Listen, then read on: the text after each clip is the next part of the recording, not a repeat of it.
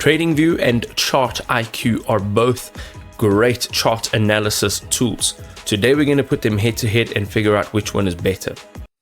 Having a look now at TradingView, and TradingView I think is quite a classic. If you haven't heard of or even tried TradingView, then it's worth a shot.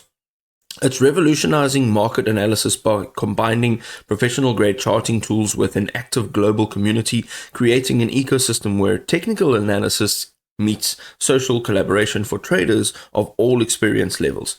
This is some of the key features that are worth mentioning. So proprietary scripting languages designed specifically for creating custom indicators and trading strategies with a gentle learning curve compared to more traditional programming languages. It has a great market coverage. So it has comprehensive data for global markets with a vibrant community of over 30 million users sharing analysis, strategies, and custom indicators across all major asset classes. It is a 100% web-based architecture which eliminates installation requirements, providing instant access from any browser worldwide with seamless multi-device synchronization.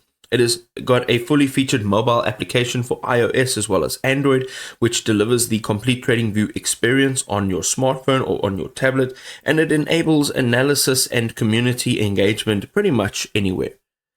Let's look at ChartIQ. ChartIQ transforms your financial data into insightful visuals. So the gold standard in financial charting is ChartIQ. This is built for traders, for analysts, and the platform that basically serves them. Let's have a look. Over here, they offer more than 125 indicators, okay? And this is built for both retail day traders as well as institutional analysts. It offers 20 chart types. So we've got tons of different chart types, including your standard candlesticks, Renkos, point and figure. And then they also offer advanced drawing tools for more deep price analysis. We can see over here under the real-time events list, you get to plot trades, news, economic reports, and research directly on charts with scrolling tick chart support. And that is really nice, all in real time.